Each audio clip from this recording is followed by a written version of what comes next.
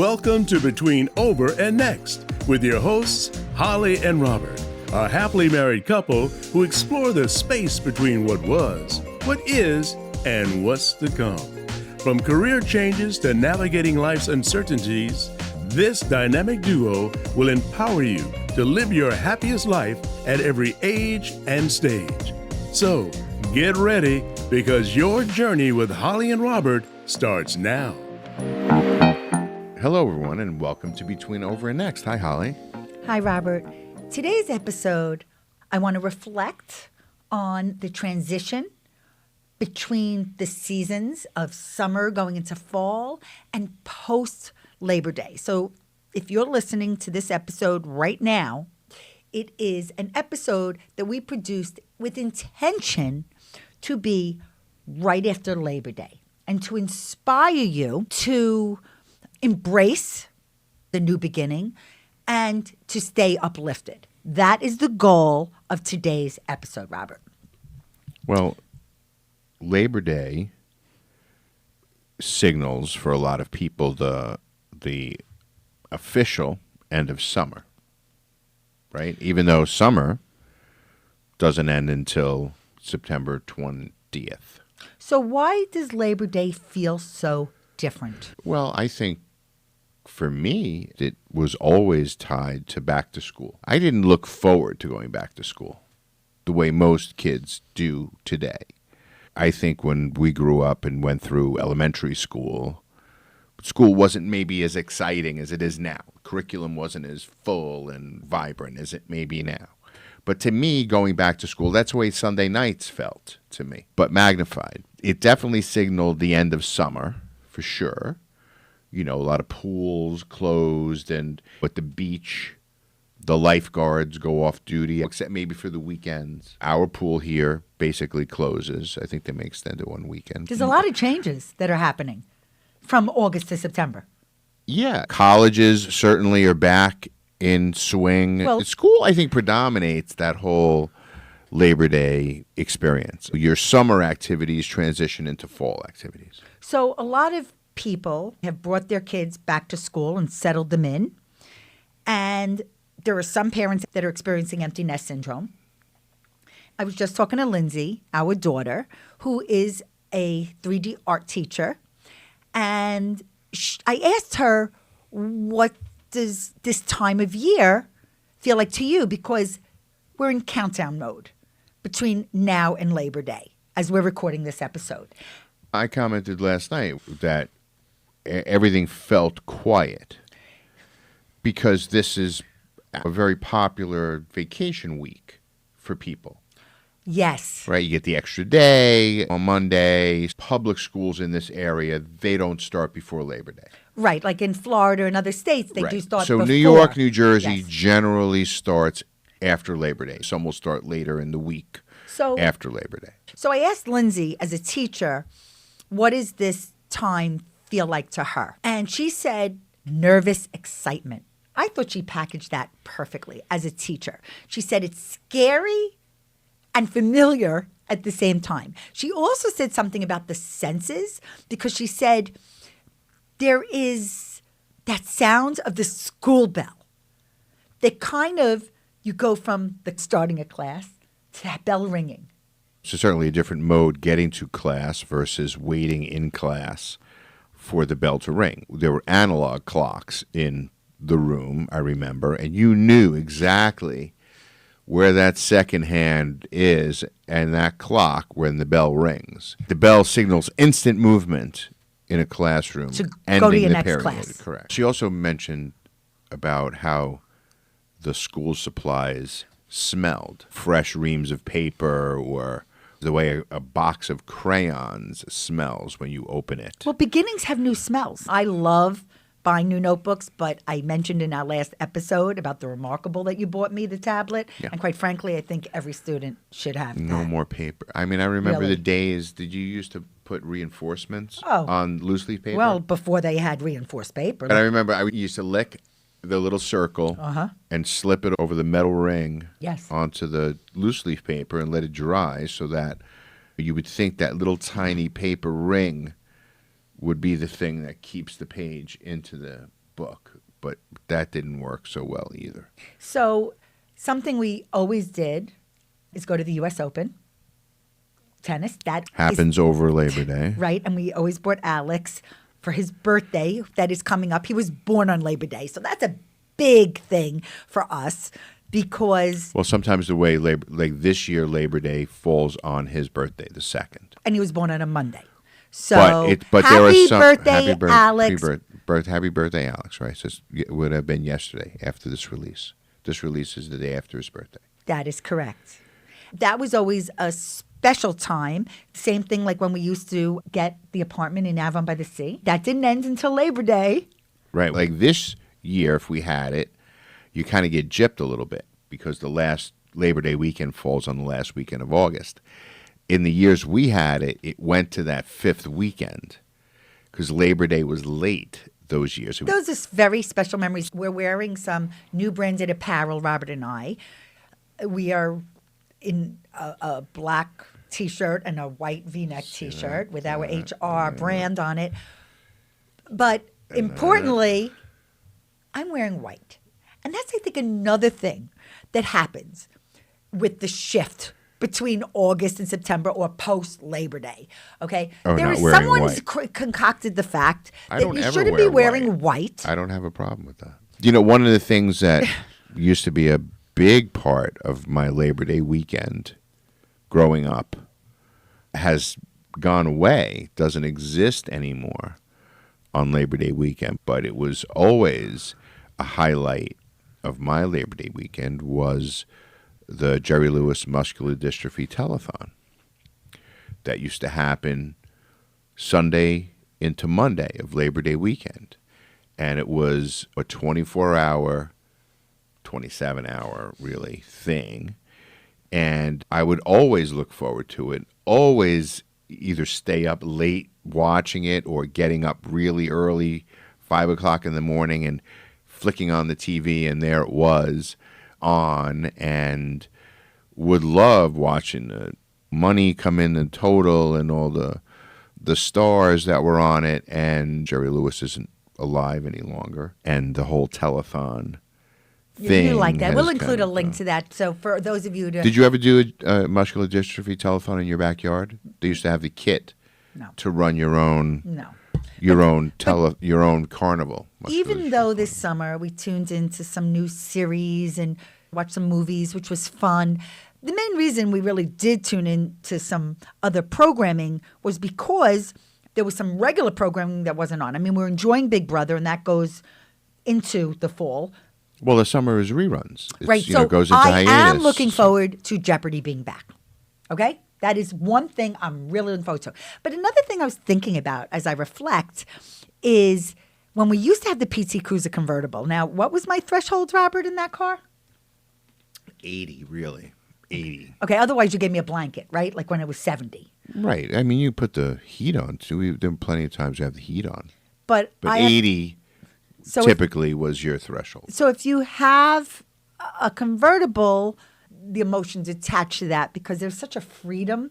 To me, it was like a vacation on wheels, being next to Robert and still being kissed by the sun. Our emotions influence our outlook on the months ahead. And the other thing, before we get into the gusto of this episode, is We're not into the gusto yet? no gusto yet, okay? We are reflecting on the end of summer and we're talking about some nostalgic things in the transition, but Labor Day upon us feels abrupt. And it signals a shift in energy and routine. So there is no question that there is a universal experience of time seeming to speed up as the seasons change.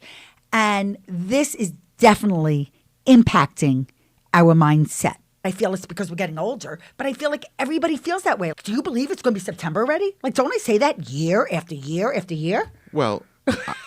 Do you believe the summer's over? It just started. I think that for me, certainly, spring and summer go faster than winter does and fall. I am a bigger fan of spring and summer than I am of fall and winter. So I think your favorite seasons go faster.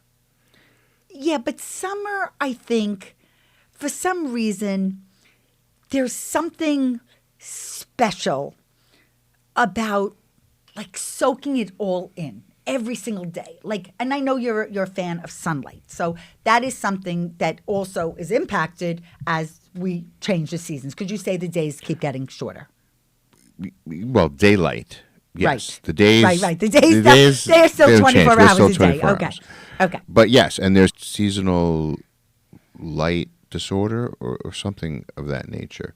That's a proven thing. Well, we get depressed more easily during times where we get less daylight.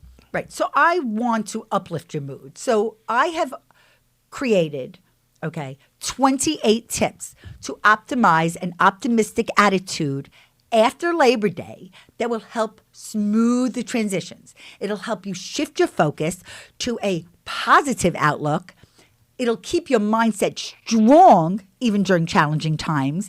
And these tips will help you prioritize what matters most to you, what's most important to you. Let's start with that back to school work mindset. Tip number 1, to establish a consistent morning routine, whether it be with some stretching, a healthy breakfast. Some people like some meditation to ground them. And tip 2 is to plan your week. This is something that every expert says to do, to take your Sundays, plan your work and personal activities. Tip 3, embracing the structure. Use a planner or digital tool. And I am going to put in the show notes some of them that I discovered. It's really important. In order to reduce stress, you have to be more organized. Tip number 4 is setting clear boundaries between our work and our personal lives, especially when you're working from home, because it's so important to prevent burnout. Now, this tip is something you're going to hear a lot on our podcast about practicing gratitude. I strongly believe that everybody should start and end each day by writing down at least 3 things that you're grateful for. When you mark them down, they can serve as a happy record for you as a pick-me-up. It helps you celebrate all the good things in life. It can be as simple as sitting in a chair during work or right now and say, I am happy to have these few moments of peace in my day. There are gratitude apps to keep it easy and simple and a place for you to document these thoughts, these feelings. I thought about what I'm grateful for, and my number 1 thing I'm grateful for, actually, it's not a thing, it's you. So I thank you for being by my side, for being my partner. You are my soulmate, my friend, the person that I love going through life with. I love starting our day and ending our day together and everything in between. Holly, I'm very fond of you. Thank you, honey. I'm fond of you. I'm grateful for our family, and I'm really, really grateful for this podcast, Between Over and Next. Me too. But what are you grateful for? I'm grateful for the place I am in my life. Where I live, who I'm with, what I do. Those types of things are all things that I am happy about. Do you practice gratitude every day the way I ask and invite everybody and encourage everybody listening and watching to do? Absolutely not. Absolutely not. No, Okay. I don't write stuff down. I don't keep lists. I don't have a daily mantra that I stand there while I'm brushing my teeth. I don't do any of that. I start off with a good mood. I put myself in a place that I feel good. And that sometimes is being up early or watching the sunrise and all that. And if that is how I put myself in a state of gratitude, then yeah. I love the location of our unit because really being on the golf course really does give us the landscape that really feels so good. Well, I need, as you know, I need stimulation. Well, you don't have to tell me that. If you recall in the past, right, when Yes. we in our other home, I would start my day differently. I would start my day generally with the television, Yeah. Sitting down in front of the TV. Which is not healthy, by the way. Now my morning stimulation consists of me literally standing in our kitchen, looking out of our sliding doors. With your cup of coffee. My cup of coffee. And my phone is there. But I'm mainly looking out onto the golf course and the trees and the lake that we have there and the wildlife, and watch the day begin, watch the sunrise. And that, to me, sets my day in the right direction.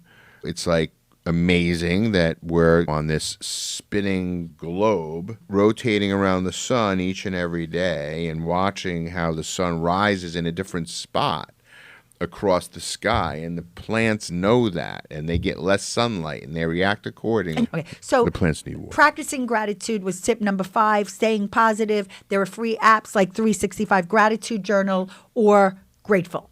Tip number 6 is celebrating small wins and achievements. I wrote a great blog article about that. It is really important every day to think about what you did accomplish versus what you didn't accomplish in order to keep your motivation high. Tip 7, shift your perspective. See the changing season as a fresh start to set new goals or embark on a new project. So whether it be reading a book, starting a new hobby, organizing your home. Tip 8, creating a fun fall bucket list. I'm not even a fan of the word bucket list, just like I'm not really a fan of the word bonding. But what I will tell you is creating a list of things you want to look forward to is great. So we love to go apple picking. We used to love going to the pumpkin patch with the kids. Whether you go on a hike, we've done that with Heidi and Rob, our friends. We embrace the change in season. We live in a part of the country where the leaves change. It's a feat of nature that's quite spectacular. So to not get out and enjoy that fleeting moment in the course of 12 months, the colors are at their peak. Take a road trip, at least in the Northeast. That's what I love about the change of seasons. So that makes me happy, and I love when we do that. You do a lot of grilling, in the summer, and as long as the weather's nice, you will continue to do that year long. But it's a nice opportunity to maybe make some soups or try some seasonal recipes, because the slow cooker comes out, which I promised Robert, and I'm saying it here now. You are all my witness. I am going to be making a slow cooker meal. Okay, you might think I'm copping out. I am not. I'm going to make a delicious slow cooker meal, and he's going to say, He's going to go out and do an errand. He's going to come home, and he's going to say, it smells so good. But then he's going to expect me to do it again, and I can't promise that. I want to see it happen once. It's going to. I promise you. That is happening this fall. It is something I'm looking forward to. Tip 9 is to prioritize relaxation to boost creativity. I really do believe the more relaxed you are, the more you can allow for a greater appreciation of your ideas and those of others. Be intentional and purposeful in setting time aside for relaxation. I know a lot of people that will say, you know what? At 11 o'clock or 2 o'clock, I'm going to take a break and just read a chapter in my book, just to reset your mind. Tip 10, to embrace downtime for reflection on past achievements and brainstorm new ideas. Tip 11, pause. It's all about the between, over, and next moments, Robert, right? As the year winds down, consider taking a day off, step back from a project, or simply slow down. The break can recharge your energy and perspective. Tip 12, reflect without pressure. Reassess your goals, make changes, or decide it's okay to leave some things unfinished until the new year. I think it's important to plan social gatherings with friends and family. There's no question it will make you feel happier. And tip 14, to embrace cozy comforts. And this is something Robert and I really do love.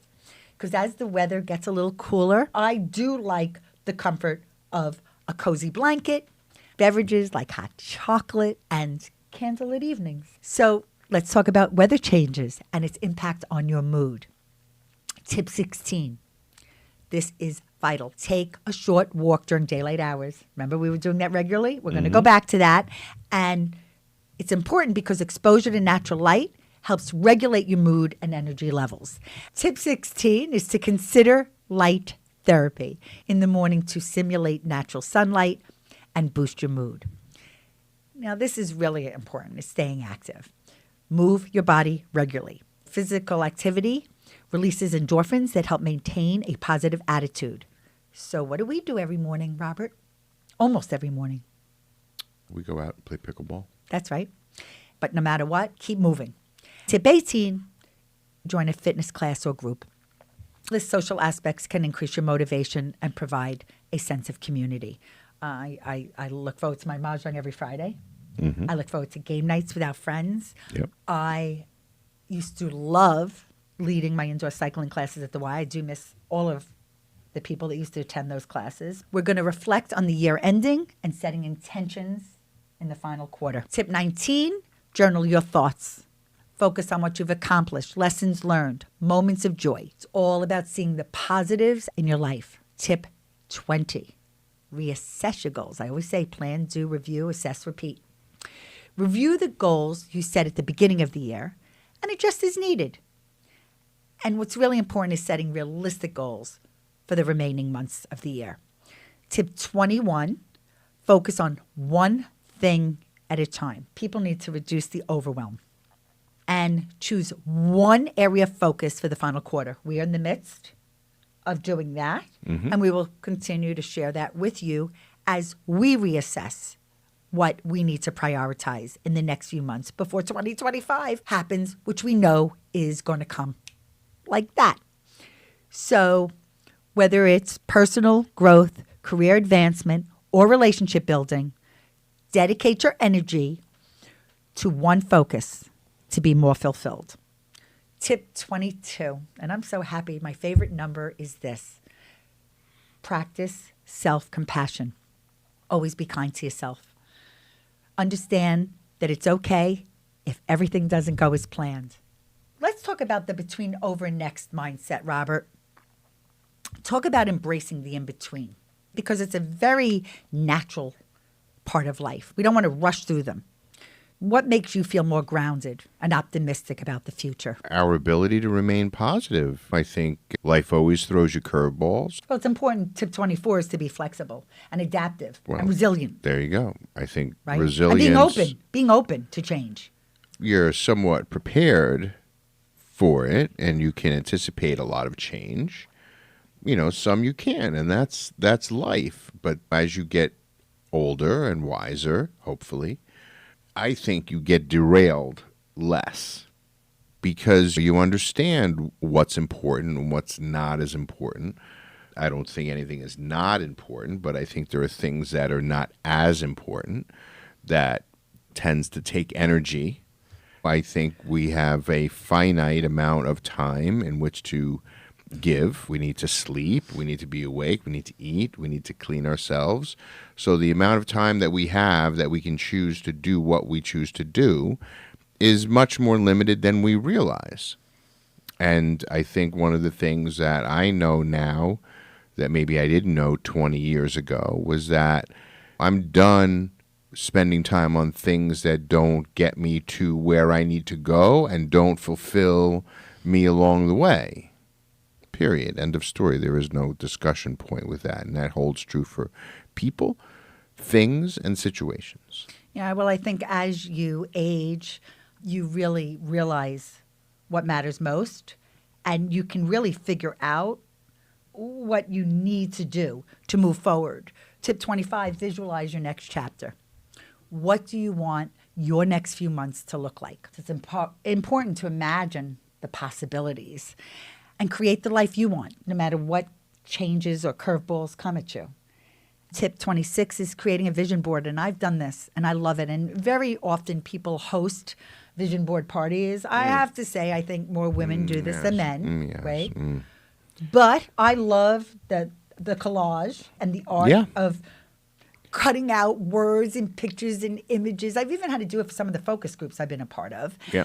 And when you gather those images, quotes, and other inspirational items, They represent your aspirations for your next chapter. The last two tips. Tip 27, to practice positive affirmations. Phrases like, I am capable of navigating change, or I look forward to new opportunities. Both of those can help you shift your mindset. This is so important. Surround yourself with positivity. Another thing that I've realized more than ever at 61 years young.